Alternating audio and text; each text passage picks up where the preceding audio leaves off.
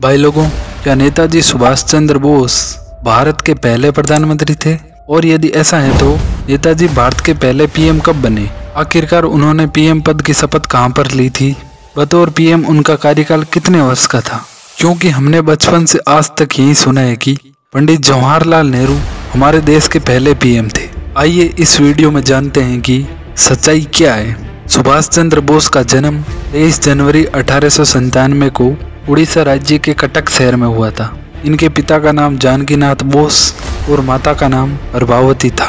अंग्रेजों के खिलाफ युद्ध के लिए इन्होंने आज़ाद हिंद फौज का गठन किया और युवाओं को तुम मुझे खून दो, मैं तुम्हें आज़ादी दूंगा का नारा दिया। बोस का उद्देश्य आज़ाद हिंद के बैनर तले भारत को ब्रिटिश शासन से मुक्त कराने के लिए एक सशस्त्र संघर्ष शुरू करना था, क्योंकि उनको विश्वास था कि भारत के लिए स्वतंत्रता प्राप्त करने का यही एकमात्र तरीका है। 21 अक्टूबर 1943 को इन्होंने सिंगापुर में एक निर्वासित सरकार बनाई, जिसे इन्होंने आज़ाद हिंद सरकार का नाम दिया। नेताजी ने खुद को सरकार का हेड ऑफ स्टेट यानी प्रधानमंत्री और युद्ध मंत्री घोषित किया। इस सरकार की अपनी फौज यानी आज़ाद हिंद फौज थी। इसके साथ ही करेंसी, कोड, सिविल कोड और राष्ट्रगान भी था। सुभाष चंद्र बोस की सरकार को जापान, जर्मनी, इटली और रिपब्लिक ऑफ चाइना समेत 9 देशों ने मान्यता भी दी थी। इस तरह की सरकारों को गवर्नमेंट इन एग्जाइल कहा जाता है। आप आसान भाषा में इसे देश के बाहर बनाई गई सरकार कह सकते हैं।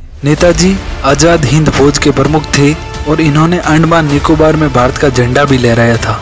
उस समय नेताजी ने अंडमान का नाम शहीद द्वीप और निकोबार का नाम स्वराज द्वीप रखा था। इसके अलावा कोहिमा के मोर्चे पर ब्रिटिश सेना को आज़ाद हिंद फौज ने हरा दिया था।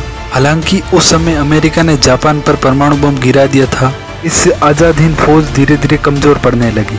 नेताजी सुभाष चंद्र बोस की अंतरिम सरकार के गठन से पहले भी काबुल में एक अस्थायी सरकार का गठन किया जा चुका था। यह सरकार इंडियन इंडिपेंडेंस कमेटी अर्थात IIC ने बनाई थी। जहां नेताजी ने दूसरे विश्व युद्ध के दौरान अंतरिम सरकार का गठन किया था, तो वहीं IIC ने काबुल में पहले विश्व युद्ध के दौरान सरकार बनाई थी। ओटोमन और जर्मनी की मदद से भारतीय मुसलमानों ने और क्रांतिकारियों ने अंतरिम सरकार का गठन किया था। इस सरकार के राष्ट्रपति राजा महेंद्र प्रताप थे और प्रधानमंत्री मौलाना बरकतुल्लाह को बनाया गया था। बरकतुल्लाह ने तब भारत के लिए समर्थन जुटाने के लिए दशकों विदेशों में बताया। वहीं अफगान के अमीर ने भारत का खुला समर्थन करने का ऐलान किया था। इसी का परिणाम था कि 1919 में ही अफगानिस्तान से ब्रिटिश सरकार की विदाई हो गई। राजा महेंद्र प्रताप सिंह ने अफगानिस्तान में जाकर अंग्रेजों को चुनौती दी थी। इन दोनों सरकारों के फेल होने के बाद भी ब्रिटिश सरकार के लिए ये चुनौती खड़ी हो गई थी।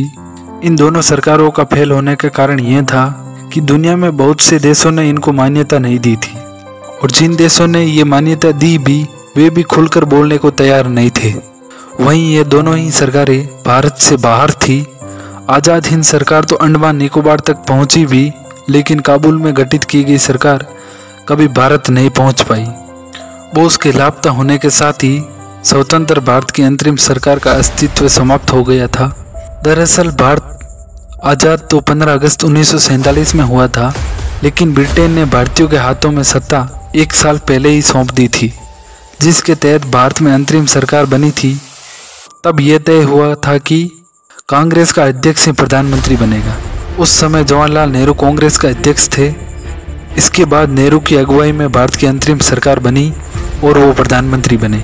इसके बाद भारत का पहला आम चुनाव हुआ और नेहरू स्वतंत्र भारत के पहले प्रधानमंत्री बने।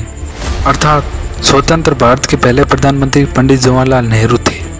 जय हिंद, जय भारत, वंदे मातरम।